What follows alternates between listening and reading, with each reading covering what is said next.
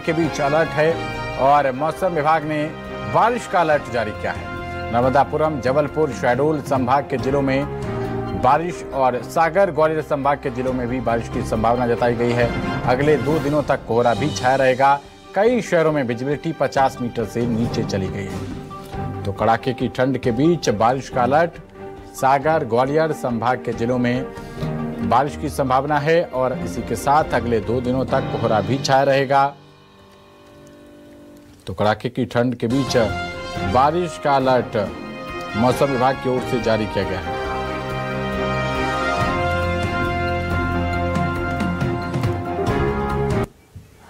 खबर पर ज्यादा जानकारी के साथ हमारे 2 संवाददाता शब्बीर अहमद और कुमार इंदा जुड़ रहे हैं। सबसे पहले कुमार, आपका रुख करते हैं। मौसम का मिजाज बदला बदला सा नजर आ रहा है और उसी बीच बारिश का अलर्ट मौसम विभाग ने जारी किया है।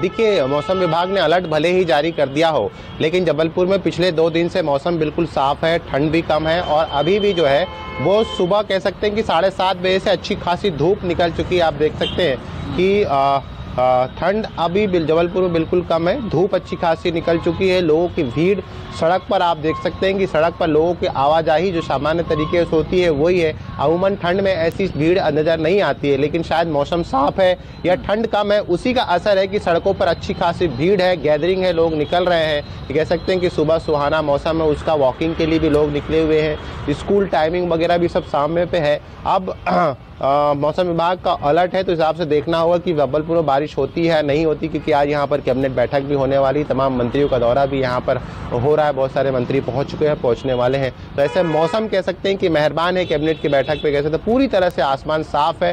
ठंड अभी इस वक्त जबलपुर में बिल्कुल नहीं है। सुबह हालांकि सुबह 7 बजे तक यहाँ पर ठंड का एहसास था, लेकिन 7 बजे के बाद ठंड कह सकते हैं कि पूरी तरह छट चुकी है, मौसम बिल्कुल साफ है। जी ठीक है कुमार, वापस लौटेंगे आपके पास। शब्बीर का रुख करते हैं।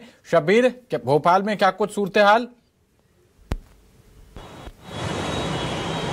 देखिए पवन, जबलपुर से भोपाल की तस्वीर बिल्कुल विपरीत है। जबलपुर में आसमान खुला हुआ है, सूरज निकला हुआ है, लेकिन भोपाल की बात की जाए तो बादल छाए हुए हैं, सूरज सुबह से नहीं निकला है, कोहरा छाया हुआ है, तापमान में गिरावट देखने को मिल रही है। और दूसरा, इन सब के बीच जो कल देखने को नहीं मिला था वो आज देखने को मिल रहा है कि हल्की बूंदाबांदी भी सुबह से राजधानी भोपाल में होती हुई नजर आ रही है। और ये कह सकते हैं कि कड़ाके की ठंड भोपाल में पड़ती हुई दिखाई दे रही है। और जो माउठा जिसके बाद ये कहा जाता है कि ठंड कड़ाके की पड़ती है, वो पड़ता हुआ दिखाई दे रहा है। और मौसम विभाग की माने तो अगले 2 दिन तक इसी तरीके का कोहरा छाया रहेगा।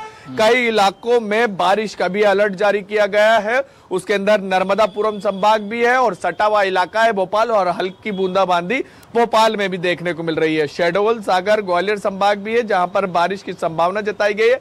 विजिबिलिटी की बात की जाए तो कल जो है 10 मीटर तक के विजिबिलिटी पहुंच गई थी, लेकिन आज की विजिबिलिटी की बात की जाए तो 100 मीटर के आसपास विजिबिलिटी है। लेकिन इन सब के बीच यातायात काफी प्रभावित होता हुआ नजर आ रहा है।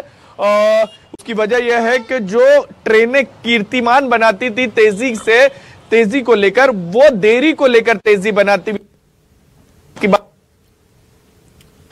वंदे भारत एक्सप्रेस करीब 5 से 10 घंटे देरी से कल राजधानी भोपाल पहुंची है। और शताब्दी की बात की जाए तो पिछले 1 सप्ताह से 4 से 5 घंटे देरी से चल रही है।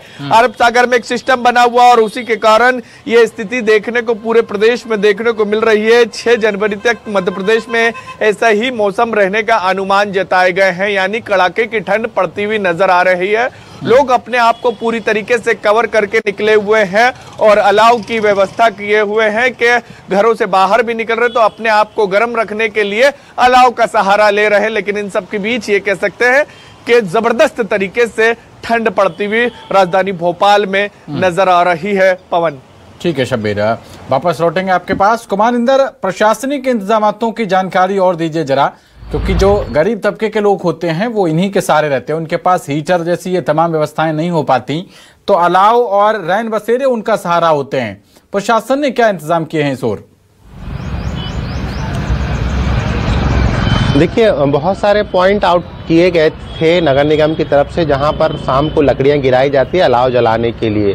और जहां जहां पर जो क्षेत्रीय प्रतिनिधि जैसे कि तमाम 79 वार्ड्स जबलपुर शहर में आते हैं, तो जो पार्षद जिन पार्षदों ने अपने यहाँ से लेटर लिख के नगर निगम में दिया है, वहाँ पर अलाव की व्यवस्था की जा रही है। आगे भी जहाँ पर नगर निगम का कहना है कि जहाँ पर भी हमें लगेगा, जहाँ से भी ऐसी डिमांड आती है, हम अपनी तरफ से कर रहे हैं, लेकिन यदि अतिरिक्त डिमांड कहीं से आती है किसी एरिया के स्पेसिफिक, तो वहाँ पर भी अलाव की व्यवस्था की जाएगी। तो कह सकते हैं अलाव की व्यवस्था लगभग सब जगह की जा रही है। कुछ एक पॉइंट छूटे हो तो नहीं कहा जा सकता, लेकिन अलाव की व्यवस्था है। रैन बसेरा जो है वो रैन बसेरा इस वक्त जो फुल चल रहे हैं, क्योंकि अमूमन जो बाहर सोते हैं उनको इस दिन में रैन बसेरा में शिफ्ट कर दिया जाता है। तो रैन बसेरा भी है, शहर में 7-8 रैन बसेरा है जो इस तरह के लोगों को, इस तरह के मुसाफिरों के लिए काम आते हैं। तो पूरी तरह से रैन बसेरा भी कह सकते हैं कि ठंड के चलते बिल्कुल फुल है। और अलाव की व्यवस्था हालांकि शहर में इस बार की गई है, क्योंकि ठंड शुरुआत में ही अपना जलवा दिखा चुकी थी, लिहाजा जो व्यवस्था बाद में होनी थी वो पहले ही अलर्ट आनन फानन में कर ली गई और सभी जगह लगभग कह सकते हैं कि अलाव फिलहाल जो है अलाव की व्यवस्था की गई है। चलिए, बहुत शुक्रिया कुमार आपका इस अहम जानकारी के लिए। शब्बीर, आप हमारे साथ बने रहिएगा, आपसे आगे भी अपडेट लेंगे। तो मौसम विज्ञान विभाग ने बारिश का अलर्ट जारी किया हुआ है।